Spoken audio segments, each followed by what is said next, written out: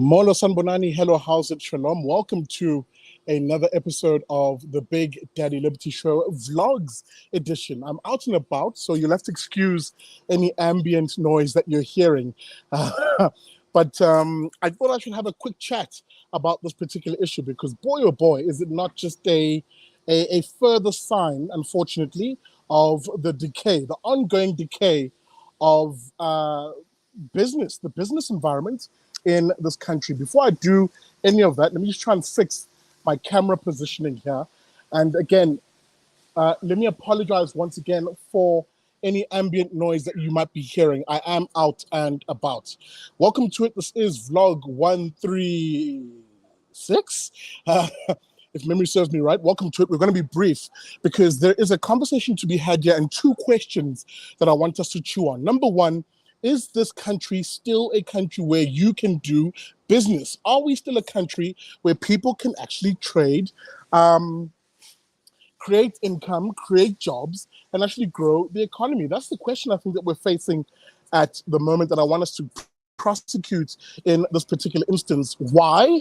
You might be wondering. Well, let's look at what's in the news today. A certain Massmart, that's the company that runs and operates and trades as Makro Game, basically receiving threats and watching the online chatter of threats of looting, possibly at their particular stores. Let me bring that up.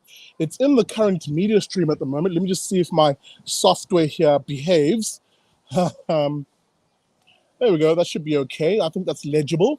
Massmart deeply concerned, of course, by potential looting. And the question is, with there being this warning of looting, possible looting, at both Makro and Game over this weekend, number one, are they prepared for this? As, for example, they went through this exact situation in July last year. If you remember, and I'll jog your memory back here, folks, in July last year, we saw some of the largest unrest and looting incidents in KwaZulu Natal and in Gauteng in particular. So they're probably worried about this potential, as the intelligence briefing suggests. And let me read this article. This is, of course, courtesy of My Broadband, which is an online news entity. And I'm going to read here. Massmart, that's the company that runs Game and Game and Makro, Massmart is concerned about posts that are circulating on social media indicating that there will be looting of all their stores on this particular weekend. That's the weekend we're going to. This is according, of course, to a letter that the KwaZulu Natal Crime Intelligence Head, that's a Major General Chika, sent to his district and section commanders in the South African Police Services. Now, My Broadband claims to have seen this letter and verified its authenticity, and SAPS itself hasn't come out to say that the letter is inauthentic. So I'll go off of that. And I just want to scan down in this particular article because there's some interesting nuggets here, because I'm sure you're wondering, well, who, right? Who is threatening the looting? Who's threatening the civil unrest? Now, it says here, the crime intelligence guys were only aware of a planned shutdown by a group called the All Truck Drivers Forum and Allied South Africa. Well, this is a terrible name, but effectively, let me try that again. It's the All Truck Drivers Forum and Allied South Africa. This is their planned shutdown, this week. As you guys will know, this ATDF organization is looking to deliver memorandums because they're basically truck drivers, that is, are threatening to shut down the country in a strike because they're arguing they don't want foreign nationals driving trucks in South Africa. So that's the reason for that particular protest and that particular strike. And indeed, other organizations that are clearly dependent on the trucking sector, such as Transnet, here in the article are cited as saying, yes, they've also warned their stakeholders yesterday that the South African police is expecting the ATDF and its affiliates to halt truck movements on national and provincial roads this weekend, end of quote. Now, as I read this particular article, and I'll come back to it in a moment. Let me just quickly do this. Give me a second, folks.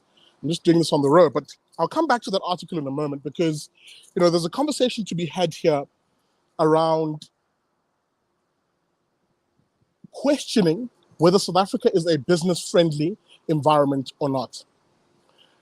For 28 years in this country, we've had a political elite who have entertained broadly the left, including union bosses, organized labor. Now, don't get me wrong, I'm not opposed to workers organizing themselves, protesting and striking for their demands. That should be a given human right, an employee right. The issue becomes when these union bosses recognize that they have the power to quite literally, in this case, sabotage businesses by breaking the law. Looting, a firm reminder to those who maybe aren't, who don't remember, looting is against the law.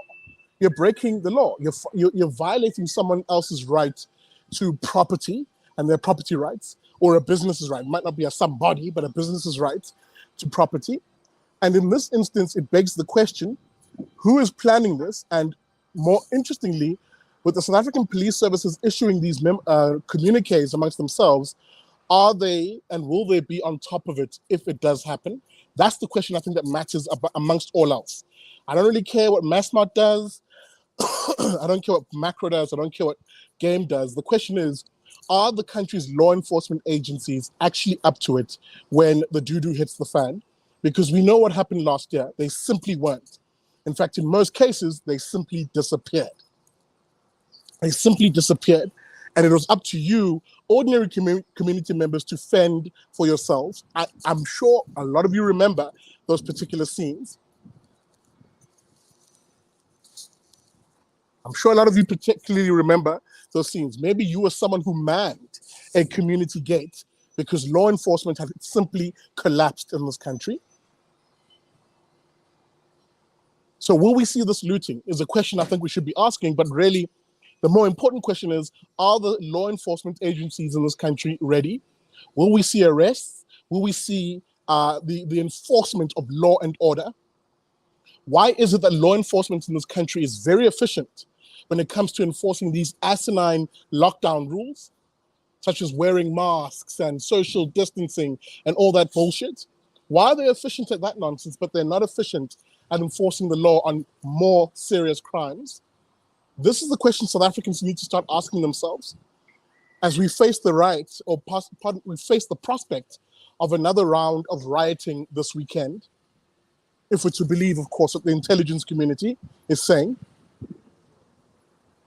That's the issue. Those are the questions I want to pose to you. And the question is beyond law enforcement in this country. Is your family ready for an eventuality of looting and rioting as we saw last year, if it does happen this weekend?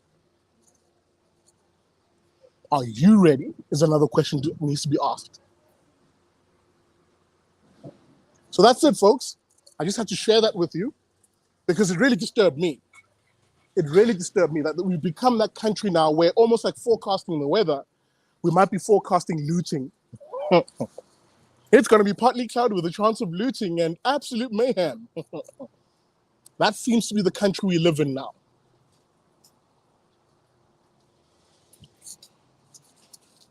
That genuinely seems to be the country we're living in. But let me wrap up. Because this article then finishes off, if I can see it. There we go. Give me a second here, folks. Where Massmart itself, the business entity itself, seemingly they make the argument that they've learned from they've learned not from a mistake. It wasn't their mistake. The July rioting wasn't their mistake, but they made sure that after that mass looting and the violence happened, they learned, because they make a comment here. As part of our security protocols, we've established contact with the private sector, security, of course, and police intelligence to not only verify the veracity of the rumors, but, and this is the main point, our asset protection team is tracking the situation and, based on learning from last year's unrest in July, implemented a host of measures to secure our assets. End of quote. So there you have it, people. It seems in this country, private business does more to protect itself than perhaps relying on the state. And that is, to be honest, it should do that. It should do that. You should do that, and they should do that. Because clearly, it's 100% clear now, we are on our own. And if the looting does happen tomorrow, let me repeat that point. We are on our own. Thanks for watching. Let me know what you think about this video. Hit that like button, people. And please comment, because there's really those two questions I want to leave you with. The one question is for law enforcement. Are they ready? If this looting and violence happens tomorrow because of these truckers, are they ready to actually deal with that? Unlike last year in July. That's the first question. Number two, are you ready? If you perhaps find yourself in the crosshairs, maybe you live next to a Makro or next to a game or whatever, and all of this happens, are you ready to protect yourself, your life, liberty, and your property rights? Because we've learned the lesson from last year, or at least I hope we have. There we go. That's my thoughts on this. Thanks for watching. This has been another installment, another vlog here on the Big Daddy Liberty Show. Thanks for watching. Super appreciate that. Make sure you hit that like button, please, on your way out, and share this video stream. I'll see you on Sunday at 8 p.m. for Liberty and Friends as we break down the news week that was. We'll focus, of course, on the conflict between the Ukraine and Russia. So if you're looking for awesome opinion and insights into that, please join us 8 p.m. on Sunday. That's Liberty and Friends, where you'll get analysis and opinion you will not get anywhere else. Thanks, guys, and I'll see you on Sunday. With that being said, a reminder, never trust a commie.